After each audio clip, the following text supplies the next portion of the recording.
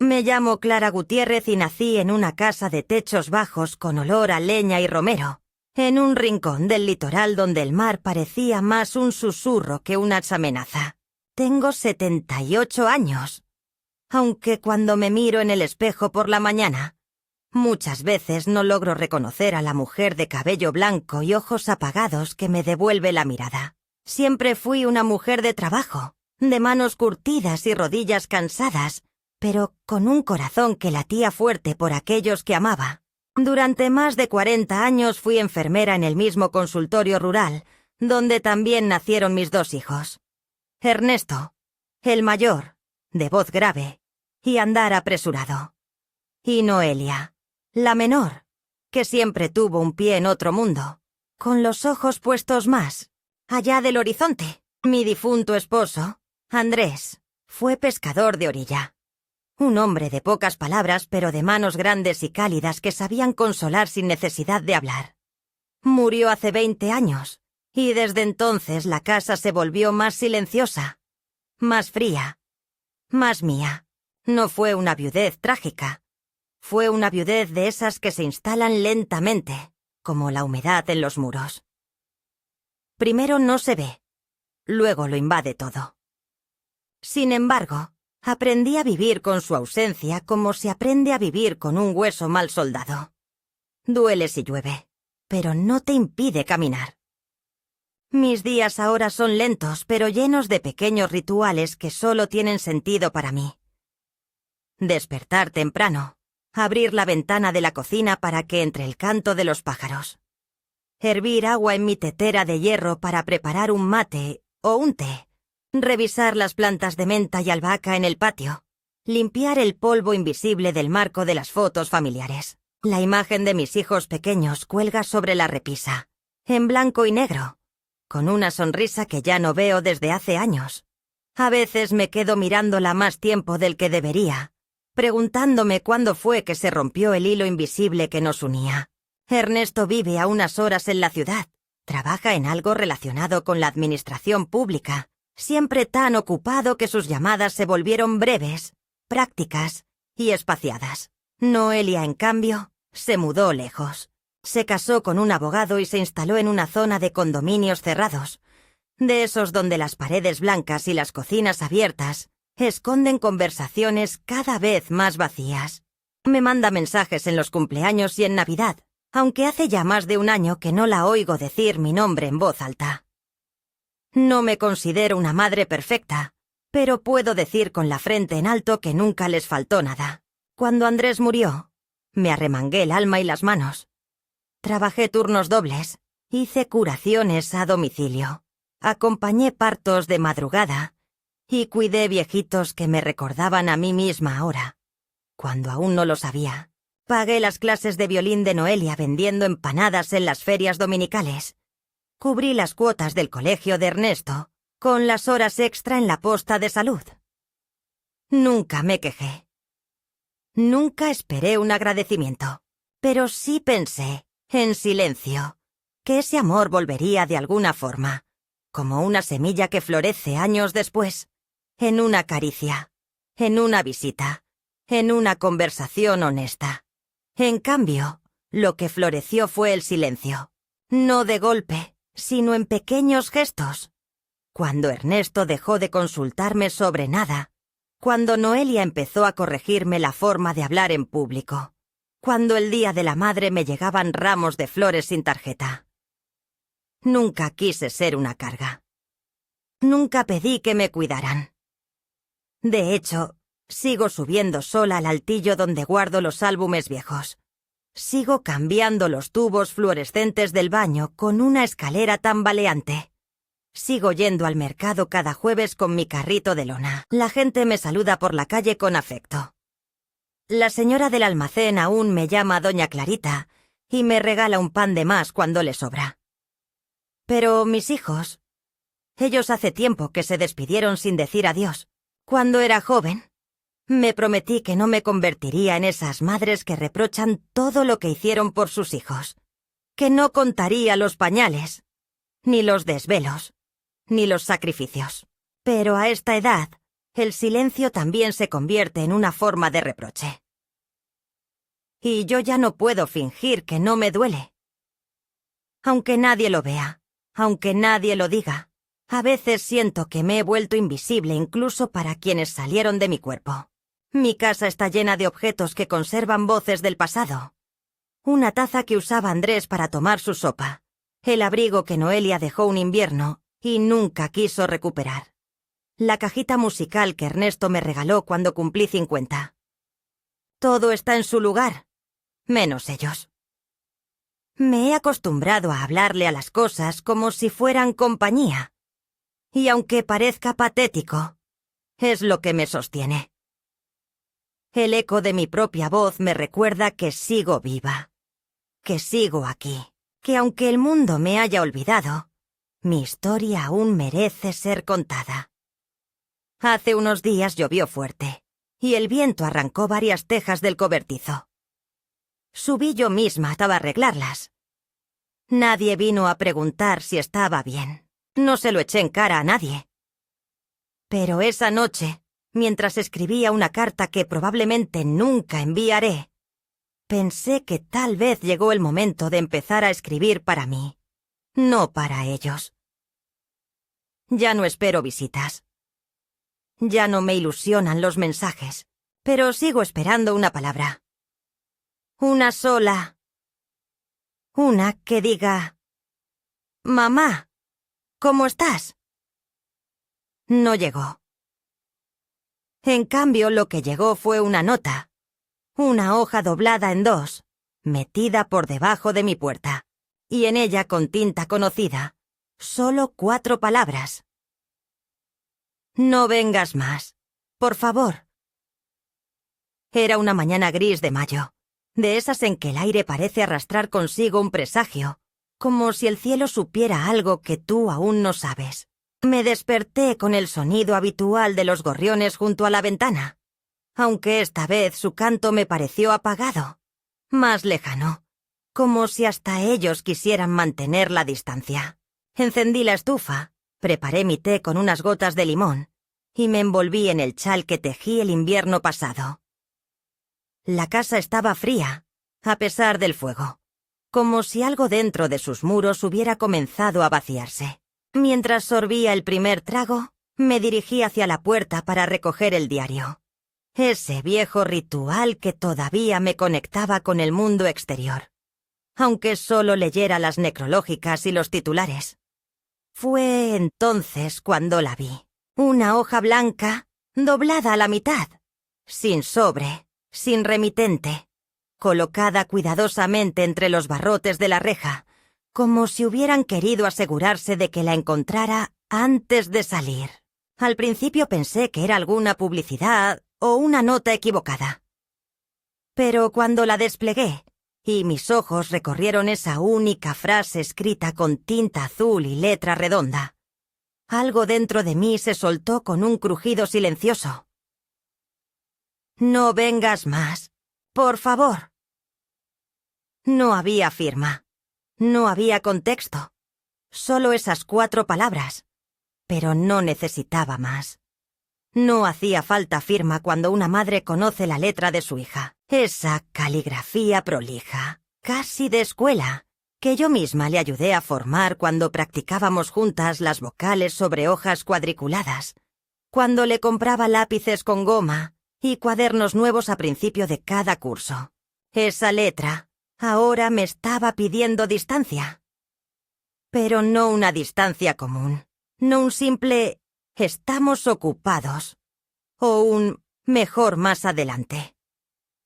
Era una orden disfrazada de súplica, una despedida escrita con la cortesía que uno le reserva a los extraños. Me quedé allí parada, descalza, con el papel en la mano, sintiendo cómo el piso se volvía hielo bajo mis pies.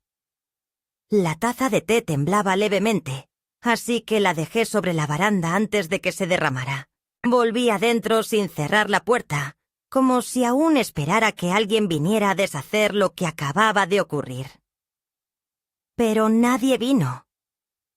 Nadie llamó. Nadie tocó el timbre para decirme que había sido un error, que no era para mí, que la nota se equivocó de casa. Y lo peor no era lo que decía, sino lo que callaba, porque en esa frase breve se condensaban meses, quizá años, de cosas no dichas, de palabras tragadas, de distancia construida como un muro silencioso. Me senté en la mesa de la cocina con la nota extendida frente a mí. Observé cada trazo, buscando pistas, buscando una grieta que me permitiera justificarla. Algo que me dijera que Noelia no fue capaz de escribir eso de manera consciente. Pero cuanto más la miraba, más claro me quedaba que había sido pensada, que alguien se tomó el tiempo de redactarla, de elegir las palabras, de escribir por favor, no para suavizar el mensaje, sino para hacerlo más definitivo. No vengas más. No decía no hoy, ni espera un tiempo, ni siquiera hablemos después. Decía más. Como si mi presencia fuera una incomodidad de la que se estaban desprendiendo de una vez por todas. Lo peor es que ni siquiera sabía a qué se refería. No vengas más. ¿A dónde? ¿A su casa? ¿A su vida? ¿A su historia? Hacía meses que no viajaba a la ciudad. La última vez que la vi fue en Navidad, cuando me invitó a cenar junto a su esposo y los niños. Recuerdo que preparé pan dulce casero y llevé un mantel bordado con mis propias manos, pero apenas crucé el umbral, sentí que algo estaba fuera de lugar. La decoración era pulcra, moderna, blanca. Mis manos con manchas de ajo y mis zapatos con tierra no encajaban en ese espacio. Me sentaron en una punta de la mesa, lejos de las conversaciones. Cuando intenté preguntar por los niños, una frase seca me interrumpió. «Mamá, por favor, no hagas preguntas personales. No todos quieren hablar de eso». Yo solo quería saber cómo estaban. Esa noche volví en el último autobús, con el mantel sin usar doblado en la cartera. Quizá la nota venía a completar lo que aquella noche insinuó. Tomé el teléfono.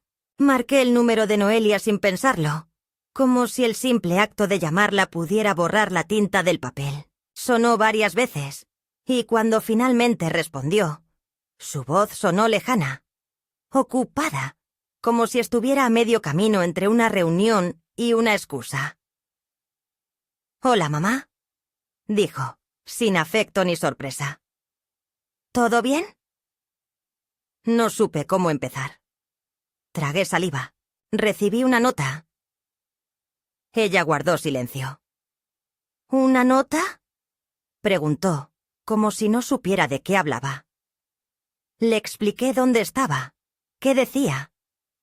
Hubo una pausa. «No fue nada, mamá. No te preocupes por eso. Debe haber sido un malentendido. Estamos todos muy cansados últimamente».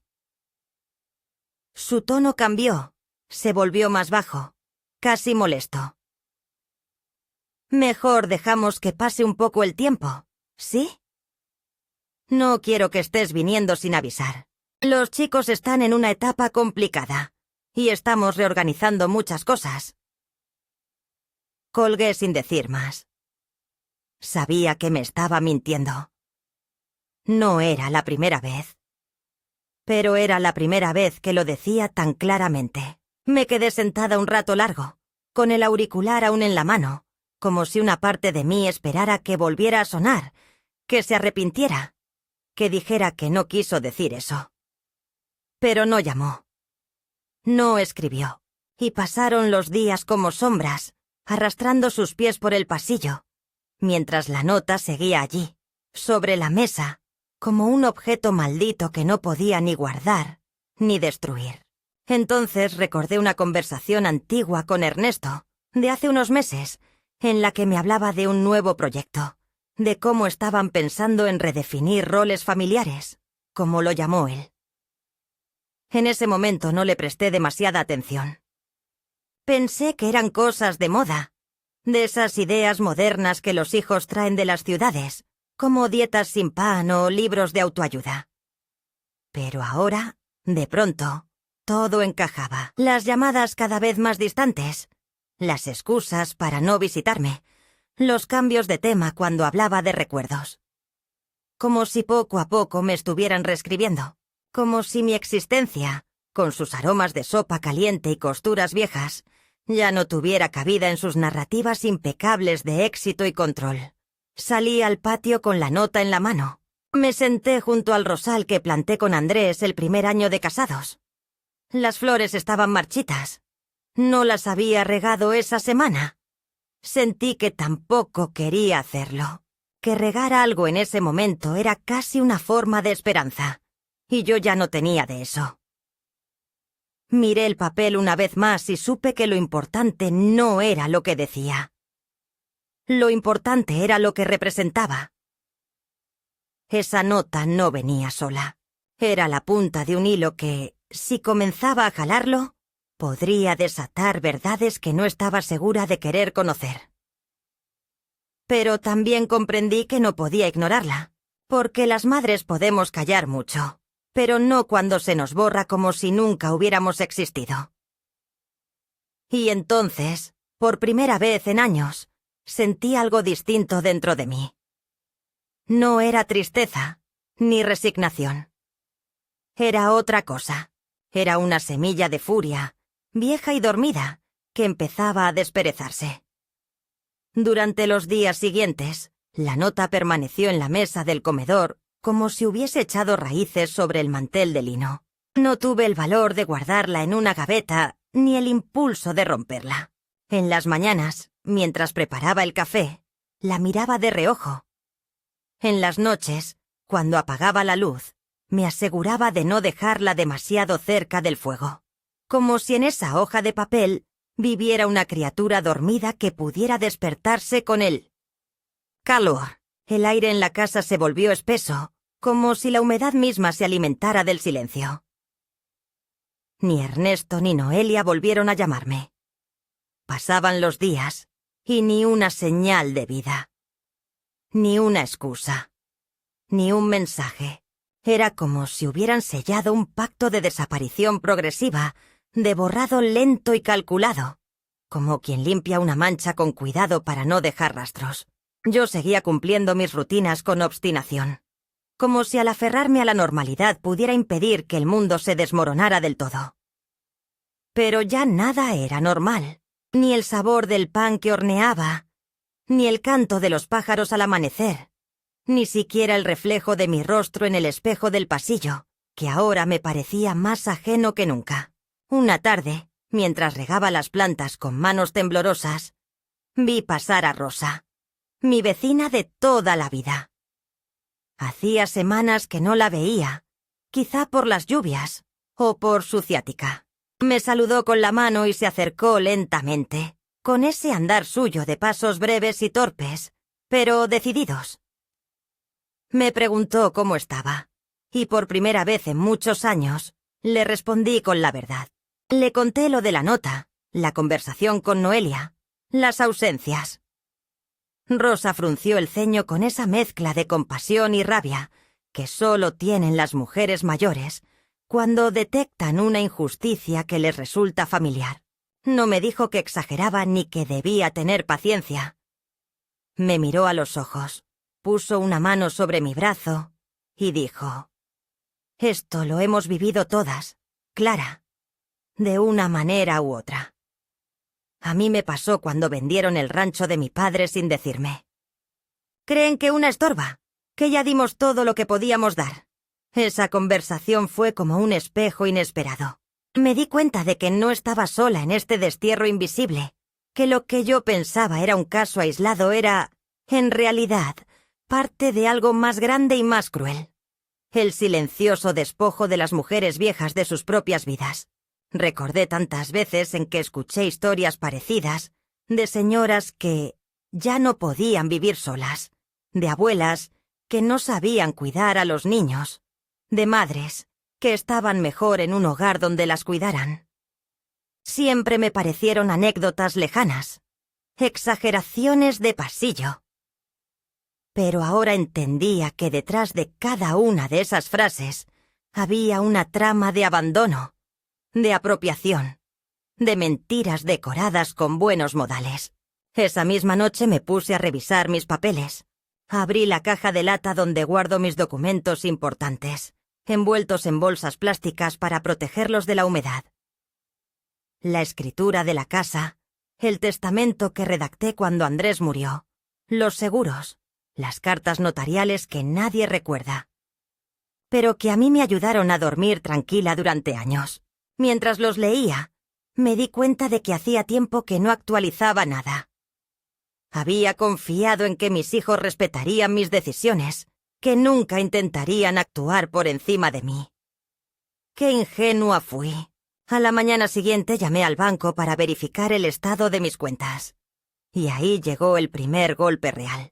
La empleada me informó, con voz mecánica, que en los últimos 3 meses se habían realizado varias gestiones remotas desde otra ciudad. Actualizaciones de datos, cambios de número de contacto, incluso un intento de inclusión de un segundo firmante en una de las cuentas conjuntas que mantenía activa desde hace décadas. El nombre de Ernesto aparecía en esos movimientos. El hijo al que ayudé a pagar su primer auto, el que me prometió que siempre me cuidaría, el que cada día de la madre me regalaba plantas que luego nunca venía a ver florecer. No dije nada por teléfono. Agradecí la información y colgué. Me senté en la silla de mimbre del patio, con las piernas temblando. Ya no eran suposiciones. Ya no eran palabras vagas o frialdades telefónicas. Eran hechos. Firmas. Cambios legales. Trámites silenciosos que se hacían a mis espaldas mientras yo seguía pelando papas y remendando manteles. Pasé el resto del día en una especie de trance. Por la noche me costó dormir. Me acosté vestida, con los documentos sobre la mesa de luz, como si fueran un arma o un escudo.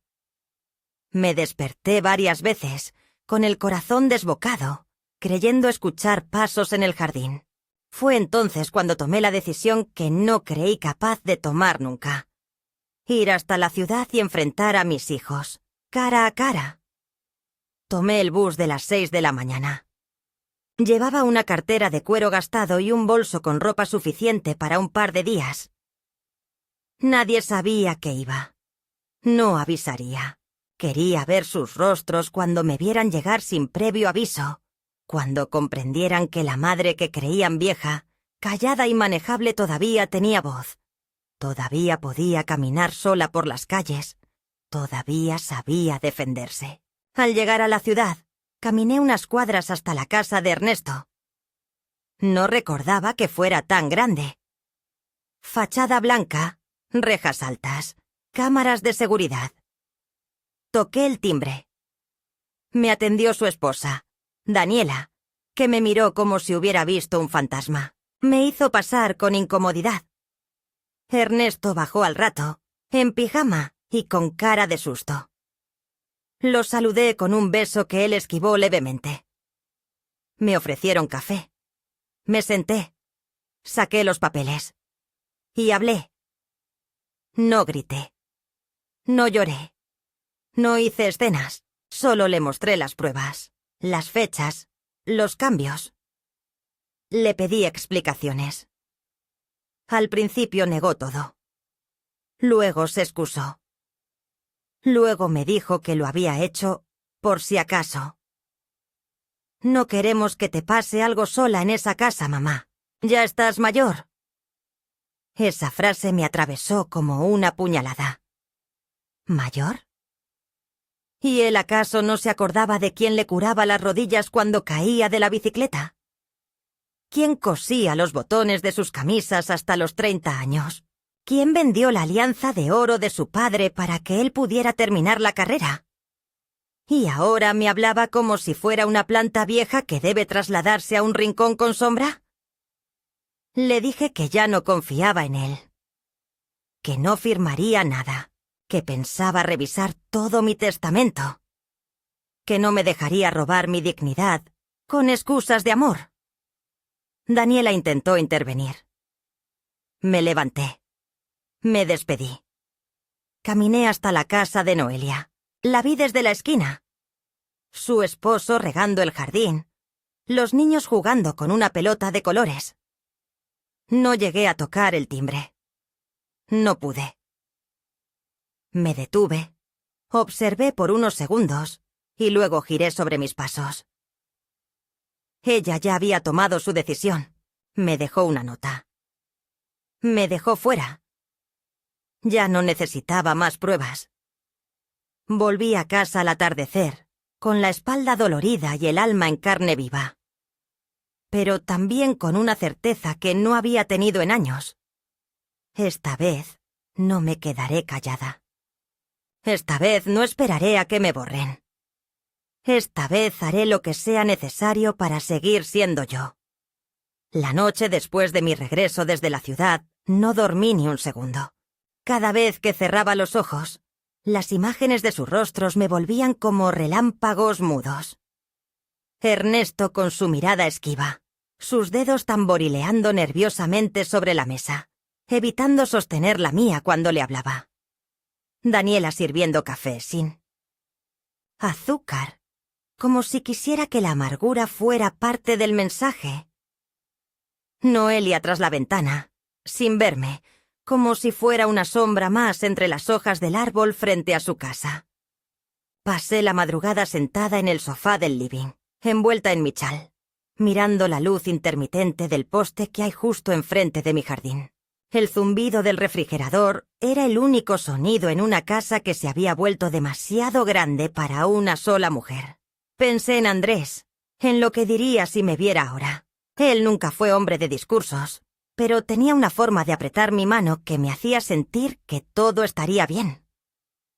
Ahora ni siquiera tenía eso. Cerca del amanecer, fui a la cocina y herví agua para un mate que no tomé. Me senté en la cabecera de la mesa y volví a desplegar todos los papeles que había traído conmigo desde la ciudad. Los estados de cuenta, las escrituras, las notificaciones del banco, los registros de acceso remoto.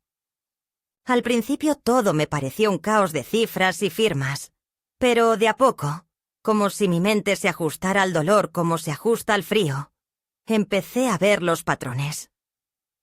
Los retiros, las autorizaciones, los intentos de mover mis ahorros a fondos compartidos, la forma en que ambos hijos habían actuado con distancia de semanas, pero con una sincronización sospechosamente perfecta.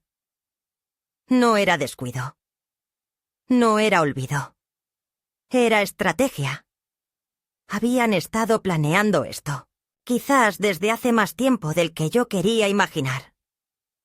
Lo que más me dolió no fue el dinero. Al fin y al cabo, yo siempre viví con poco. Supe estirar un sueldo de enfermera para criar a 2 hijos, para comprar zapatos escolares y pagar libros de texto usados. Lo que me desgarraba era la intención detrás. El descarte, la decisión deliberada de desplazarme de mi propio legado, de transformarme en un nombre incómodo que debía ser gestionado. Como si yo fuera una cuenta más que cerrar, una propiedad que había que redistribuir. Y entonces entendí algo que me cambió para siempre. No se trataba de una traición emocional, sino de una jugada práctica. Mis hijos ya no me veían como su madre. Me veían como una anciana que vive sola en una propiedad valiosa, con activos líquidos, sin supervisión, sin poder. Y como ocurre tantas veces en este mundo moderno disfrazado de afecto, lo que no genera utilidad se relega, se esconde, se borra. Me quedé ahí, inmóvil, con la garganta seca, hasta que el sol apareció entre las nubes. Esa luz grisácea del alba me empujó hacia una decisión que no sabía que estaba gestando. Me levanté. Fui hasta el escritorio de Andrés, donde todavía conservaba su vieja libreta de direcciones. Busqué un número que no marcaba desde hacía años. El de Luisa Medina, una abogada jubilada que había sido mi compañera de colegio. Nos habíamos reencontrado brevemente en una feria del libro hacía 3 años, y me había dejado su tarjeta. «Por si acaso», dijo entonces. En aquel momento me pareció una cortesía sin sentido. Ahora, de pronto, su gesto cobraba una urgencia impensada. Marqué el número y ella contestó con voz adormecida, pero amable. Me presenté, recordándole quién era. Clara Gutiérrez, la del banco escolar de la escuela 14. Hubo una risa del otro lado. ¿Clara? Claro que me acuerdo de ti. ¡Qué milagro!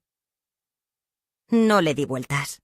Le conté con voz serena pero decidida lo que había descubierto, lo que me estaban haciendo, lo que necesitaba. Luisa no dudó. Me citó para esa misma tarde en su casa, que también oficiaba como estudio legal de media jornada.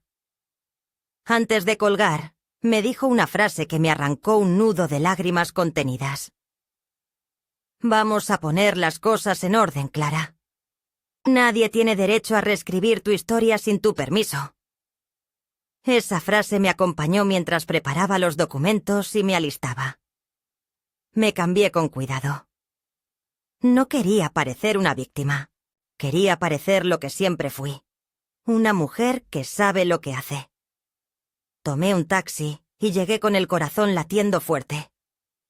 Luisa me recibió con un abrazo firme.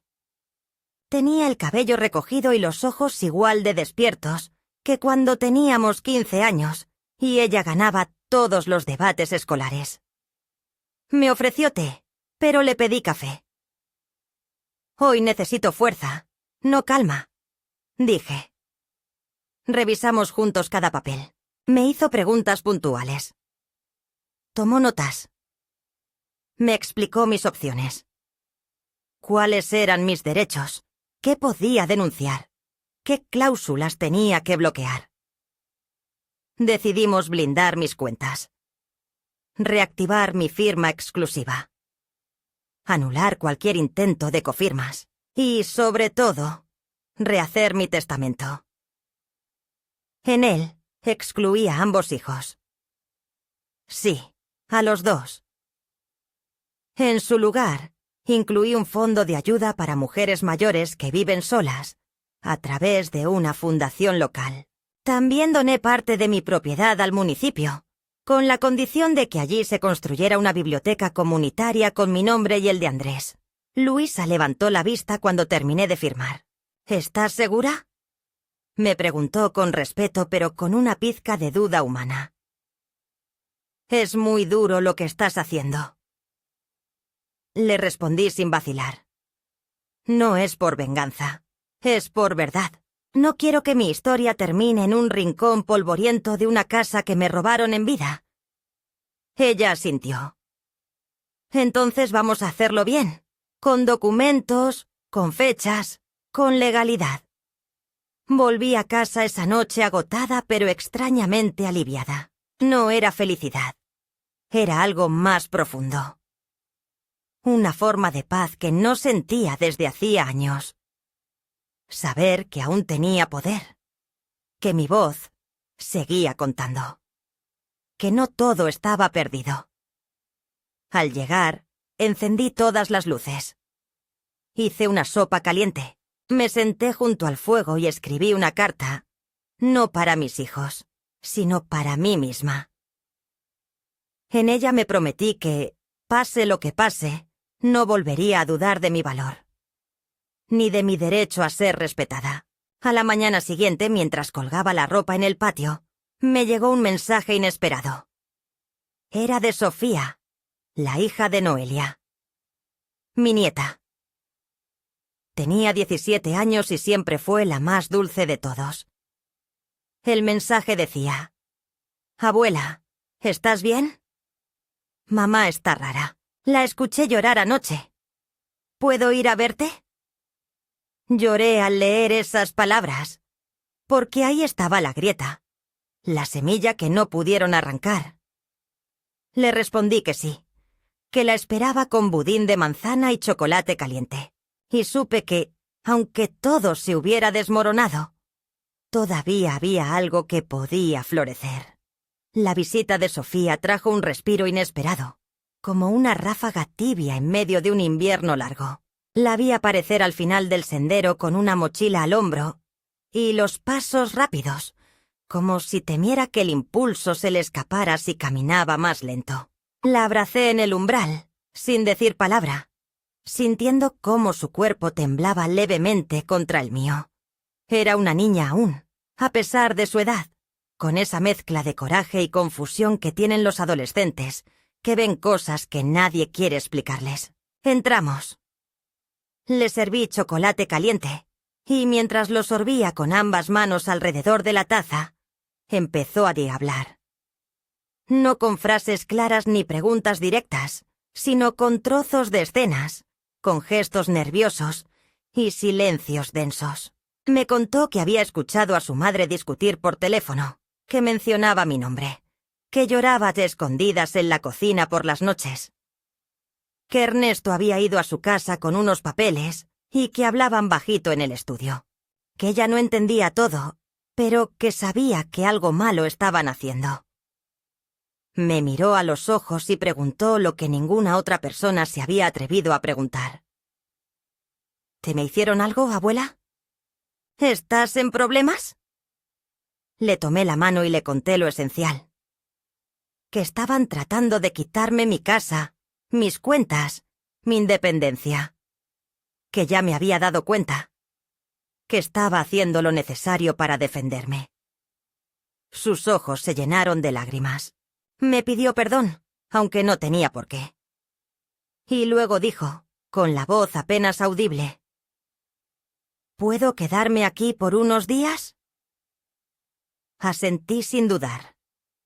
En ese momento supe que lo que estaba en juego no era solo mi presente, sino también su futuro. Que si me callaba, ella aprendería que está bien permitir que nos borren. Esa misma noche escribí otra carta. Esta vez, no para mí. La dirigí a mis hijos. Les informé, de forma clara y legal, que había iniciado acciones para recuperar el control total de mis bienes, que había cambiado el testamento, que toda gestión posterior sin mi consentimiento sería considerada tentativa de fraude. No usé palabras duras. No acusé. No insulté. Pero cada línea llevaba una carga de resolución que ningún abogado podría suavizar. Al día siguiente fui al correo del pueblo y envié las cartas certificadas. Cuando regresé, encontré a Sofía ordenando la cocina, cantando en voz baja una canción de su infancia. Ese sonido me llenó de un tipo de alegría que no recordaba desde hacía años. Me hizo pensar que quizá aún había algo que salvar, pero la calma duró poco. 3 días después, a media tarde, mientras estábamos en el jardín limpiando unas macetas viejas, llegó Ernesto. No llamó antes. No preguntó si podía venir. Simplemente apareció, bajándose de su coche nuevo con una expresión de impaciencia y la frente arrugada. Sofía se metió a la casa al verlo.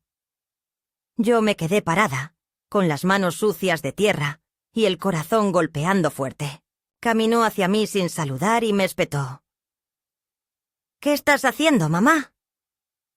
Su voz tenía ese tono áspero que nunca le conocí de niño, pero que ahora parecía haber adoptado como segunda piel. Le respondí con calma.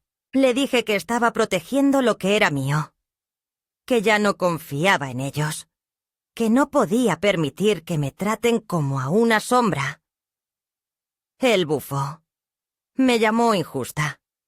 Me dijo que todo lo había hecho por mi bien. Le pregunté si incluir su nombre como cofirmante en mis cuentas también era por mi bien. Si transferir mi casa a una sociedad que él controla también lo era. Si mentirle al banco sobre mi salud mental era otra muestra de cariño. Su rostro se descompuso.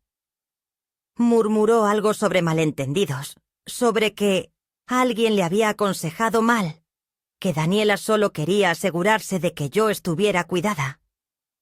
Le dije que no necesitaba que nadie decidiera por mí, que no estaba confundida, ni enferma, ni desorientada, que estaba más lúcida que nunca. Me pidió que reconsiderara el testamento, que no tomara decisiones en caliente. Le respondí que esa decisión llevaba años gestándose, que simplemente había esperado demasiado, que ya no me quedarían décadas para corregir errores, y que esta vez no cometería el de callar. Antes de irse, me miró con una mezcla de tristeza y orgullo herido. Me dijo que Noelia estaba devastada, que no entendía por qué la había apartado. Le respondí que ella me apartó primero, que su nota en la puerta fue más clara que cualquier testamento. Se fue sin abrazarme, sin despedirse, solo con un portazo que hizo temblar las ventanas. Esa noche Sofía me abrazó fuerte y me dijo que no pensaba volver a la ciudad hasta que las cosas se aclararan. Le acaricié el cabello y le dije que esa era su casa, tanto como la mía. Pasaron unos días tensos. Llamadas sin responder, silencios cada vez más ruidosos. Y luego llegó una carta, esta vez de un bufete de abogados de la ciudad, firmada por un tal Esteban Rodríguez, en nombre de Noelia y Ernesto. Me acusaban de estar bajo influencia emocional, de haber sido manipulada por terceros para cambiar mi testamento. Solicitaban una evaluación médica obligatoria y proponías una mediación judicial para recomponer el vínculo familiar y evitar decisiones perjudiciales para los legítimos herederos. Reí. No pude evitarlo. Reí tan fuerte que asusté a Sofía. «Van a intentar convencer al juez de que estoy loca», le dije. «Eso es lo que hacen cuando las mujeres viejas hablamos demasiado». Llamé a Luisa esa misma tarde. Le mandé una copia del documento. Me citó al día siguiente en su estudio. «Están desesperados», me dijo cuando lo leyó. «No tienen nada, pero quieren ganar tiempo. Vamos a responder con todo». Redactamos una contrademanda. Adjuntamos los documentos bancarios, las pruebas de movimientos sospechosos, las declaraciones de empleados del banco que confirmaban los intentos de cofirma sin mi autorización. Luisa fue más allá. Solicitó una investigación por tentativa de fraude patrimonial. «Esto ya no es un drama familiar, Clara», me dijo con seriedad. «Esto es un caso judicial». Y yo asentí. Porque ya no era solo mi casa, ni mi cuenta, ni mi ponstoria. Era el derecho de toda mujer de envejecer sin ser expropiada de sí misma. La demanda fue enviada. Las reacciones no tardaron. Llamadas furiosas. Mensajes de voz llenos de súplicas y reproches. Daniela me acusó de destrozar la familia. El esposo de Noelia me escribió un correo pidiéndome una salida pacífica para no escalar el conflicto innecesariamente. Ernesto mandó un ramo de flores con una nota que decía: «Podemos hablar». Pero ya no había nada que hablar. El silencio que cultivaron durante años era ahora un campo de eco. Todo lo que me quedaba por decir, lo diría en un juzgado, frente a un juez, con papeles firmados. Una semana después llegó la audiencia preliminar. Entré al juzgado con Luisa y Sofía del brazo. Ernesto y Noelia estaban en la otra esquina, con trajes oscuros y miradas perdidas. Me vieron, pero no se acercaron. Cuando el juez me pidió que diera testimonio, hablé sin temblar. Conté todo, desde la nota en la puerta hasta los movimientos bancarios, desde el desprecio en Navidad hasta la aparición de mi nieta como única aliada. No exageré, no adorné, solo relaté. Mi voz, acostumbrada a tantos años de silencio, sonaba firme, profunda, de esas que no piden permiso para existir. Cuando salimos del juzgado, el cielo estaba nublado, pero el aire era liviano. Sofía me abrazó y dijo: «Estoy orgullosa de ti, abuela». Le sonreí.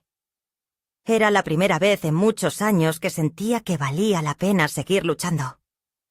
Que mi historia no terminaría con una nota en la puerta ni con una firma falsificada, que había algo que todavía podía construirse desde las ruinas. La verdad. La cita judicial definitiva fue fijada para un jueves. Un día cualquiera para muchos. Pero para mí fue el día en que sentí que me estaba despidiendo de una versión rota de mí misma. Me desperté temprano. No por ansiedad, sino por una calma densa que se había instalado en mi cuerpo como una coraza. No era la serenidad de quien espera justicia, sino la de quien sabe que, pase lo que pase, lo que debía decir ya fue dicho. Y lo que debía proteger ya fue defendido. Me vestí con una blusa celeste que Andrés siempre decía que me hacía ver como si llevara luz puesta. Y me puse los zapatos negros de cuero que solo usaba en ocasiones de importancia, como funerales o nacimientos. No lloré. No recé. Pero caminé por la casa tocando con la yema de los dedos los objetos que amaba. La taza con bordes descascarados que usaba cada mañana. La alfombra de lana que tejimos juntos en el invierno del 89. El marco de fotos donde Ernesto, Noelia y yo reíamos en el patio, con la ropa aún mojada de haber jugado con la manguera. Cada uno de esos gestos era una despedida silenciosa, no de la casa, sino de la imagen congelada que alguna vez tuve de mi familia. Porque ahora sabía que esos rostros felices no eran garantía de nada. Que la sangre no impide la traición, que los hijos también se pierden, aunque no hayan muerto. Luisa me pasó a buscar a las 9. Vino con Sofía, que se había negado a dejarme sola en ese día. Ella vestía un pantalón negro, una camisa blanca y el cabello recogido, como si también quisiera parecer mayor, más fuerte, más capaz. Durante el viaje hasta la ciudad casi no hablamos. El silencio era necesario, como si las palabras fueran demasiadas para lo que estaba por venir. Al llegar al edificio del tribunal, sentí una opresión en el pecho que no era miedo. Era tristeza, porque hasta el último minuto, una parte de mí deseó que algo lo impidiera. Que Ernesto o Noelia llegaran corriendo, arrepentidos, llorando, con las manos extendidas, pidiéndome que volviéramos a casa. Pero eso no ocurrió. Cuando los vi en la sala, sentados junto a sus abogados, evitándome la mirada, comprendí que la distancia ya no tenía puente. La audiencia comenzó puntual. El juez, un hombre de rostro impasible y voz seca, repasó los antecedentes. Se leyeron los documentos, las firmas, las transferencias, los testimonios. Ernesto declaró primero. Habló con corrección, con esa voz de funcionario que aprendió en sus años de oficina, diciendo que solo quiso velar por el bienestar de su madre, que actuó conforme a su entendimiento de lo que era mejor. Noelia lo siguió. Su voz temblaba. Dijo que mamá siempre fue fuerte, pero ahora vive sola, que le preocupaba que pudiera lastimarse, que quería organizar sus cosas antes de que fuera tarde. Ambos repitieron variaciones de una misma idea. No actuaron por maldad, sino por preocupación. Pero no hubo una sola disculpa. No hubo una sola frase que dijera: «Mamá, lo hicimos mal». Cuando me tocó hablar, me puse de pie. Luisa me ofreció leer mi declaración, pero yo la rechacé con un gesto. Necesitaba usar mi propia voz. Miré al juez primero, luego a mis hijos, y comencé. Hablé de mi vida. De cómo crié sola a 2 niños en una casa sin agua caliente. De cómo trabajé de noche para que ellos pudieran estudiar de día. De cómo vendí mi anillo de bodas para pagar la matrícula de la universidad. Conté cómo empecé a notar su distancia, su incomodidad cada vez que hablaba de recuerdos. Cómo un día, sin explicaciones, me dejaron una nota en la puerta diciéndome que no viniera más. Le conté al juez cómo intentaron manipular mis cuentas, registrar mis bienes a nombre de empresas de ellos, declarar mi salud mental en duda sin jamás llevarme a un médico. Le hablé no como madre, sino como ciudadana, como mujer, como persona. Le dije que si permitía que esto pasara, muchas otras mujeres mayores quedarían vulnerables. Que no se trataba solo de mí, sino de todas. Cuando terminé, nadie dijo nada durante unos segundos. Solo se escuchaba la respiración de la sala. El juez pidió un receso breve. Salimos al pasillo. Sofía me abrazó sin hablar. Luisa me apretó el brazo. Yo cerré los ojos. No necesitaba ganar. No necesitaba heredar. Solo necesitaba que alguien me creyera. Que alguien dijera, aunque fuera con un fallo seco: «Señora, usted tiene razón». Al regresar a la sala, el juez se pronunció. Declaró inválidas las modificaciones de cuentas realizadas sin autorización escrita y certificada. Declaró plenamente competente mi salud mental y rechazó toda solicitud de tutela por parte de mis hijos. Validó mi testamento actual como expresión libre y consciente. Ordenó a Ernesto y Noelia cesar toda gestión económica relacionada con mis bienes. Les impuso una multa simbólica por actos de presión indebida. Y luego, en un gesto que no esperaba, dijo una frase que aún me suena en los oídos. Este tribunal reconoce el derecho de la señora Clara Gutiérrez a disponer de su vida y patrimonio como considere, sin interferencias de terceros, incluso familiares. Su historia es prueba del daño que puede hacerse en nombre del cuidado malentendido. No lloré. No me moví. No reaccioné. Solo respiré. Y al hacerlo sentí como si hubiera estado conteniendo el aire durante años. Salimos del juzgado al mediodía. El sol estaba alto.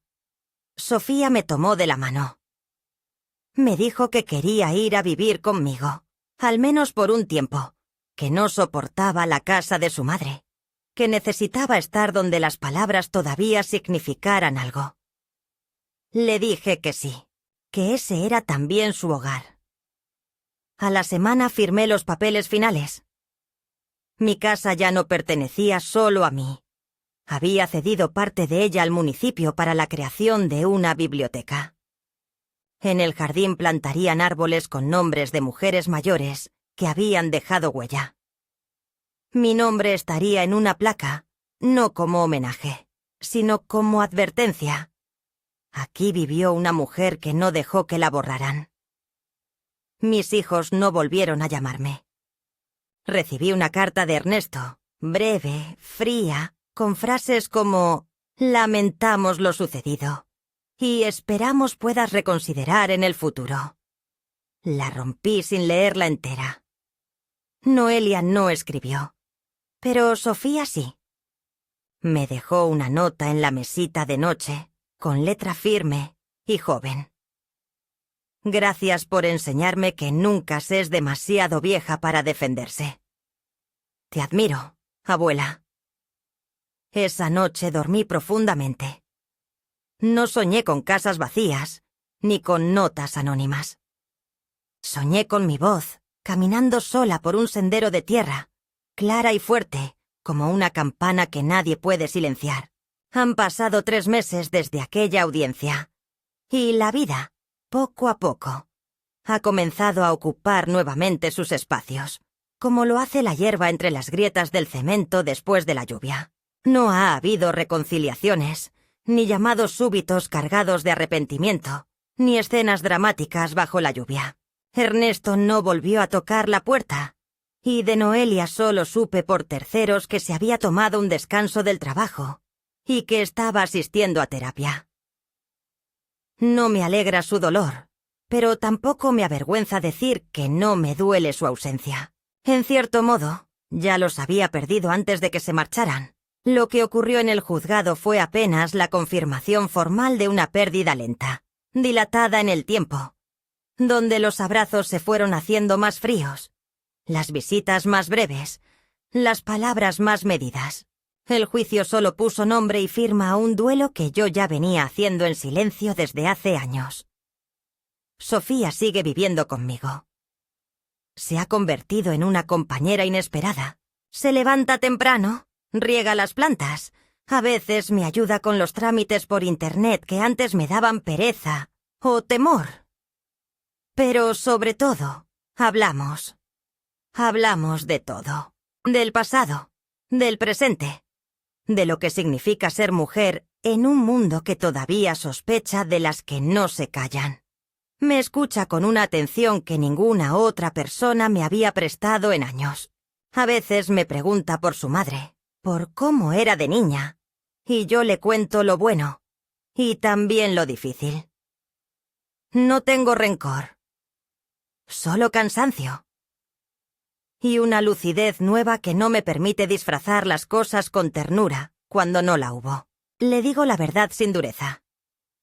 No para castigarla, sino para que ella crezca sabiendo que la verdad no siempre lastima. Pero el silencio sí.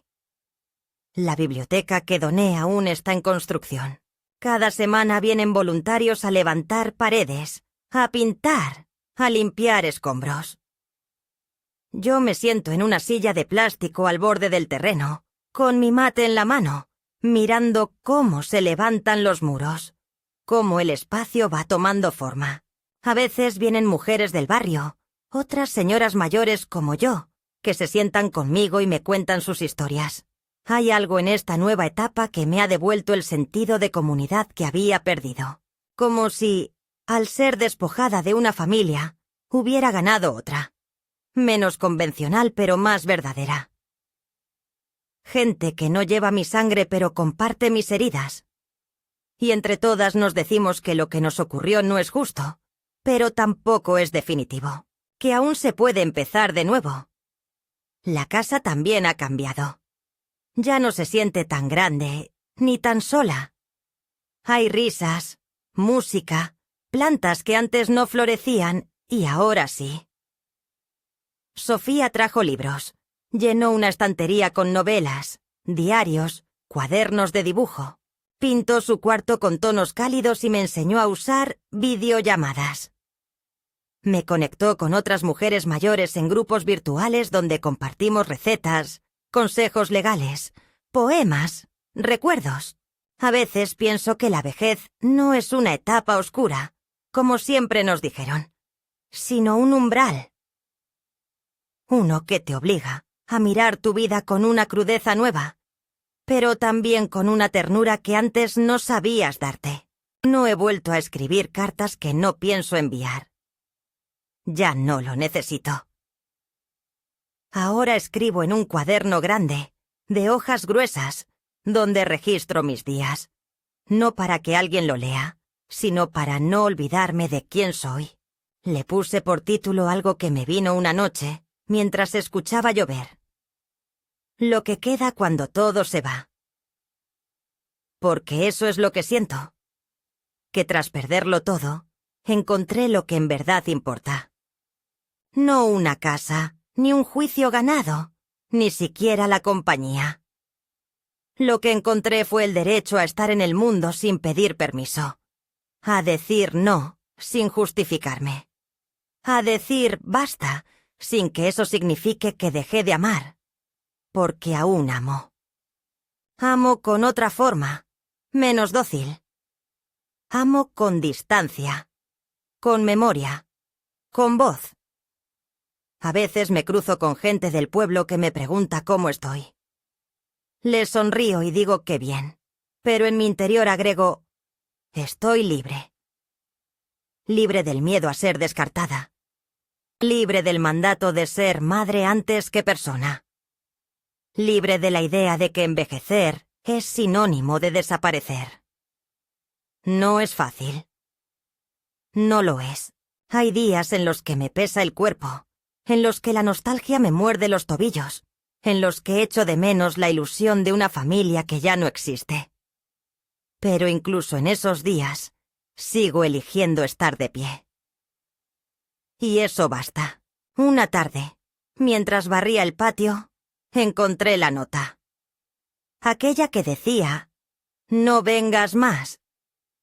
Estaba dentro de un viejo libro, entre sus páginas como una hoja olvidada. La leí de nuevo.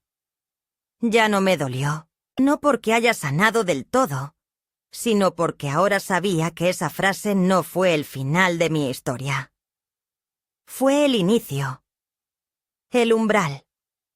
El golpe que me obligó a abrir los ojos. No la rompí. La guardé en una caja con otras cosas que marcaron mi vida, no para conservar el dolor, sino para recordar la claridad que vino después.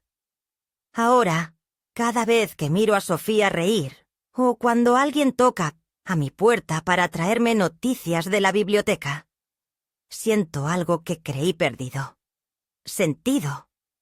No propósito, no misión. Sentido. Como si cada cosa, incluso la más amarga, me hubiera traído hasta este lugar de quietud llena. Un lugar que no es ruidoso, ni exitoso, ni visible para muchos, pero que es mío. Y en ese lugar me quedo. Sin miedo, sin pedir disculpas, sin volver atrás. Porque hay vidas que comienzan cuando otras terminan. Y la mía, por fin, está empezando de nuevo.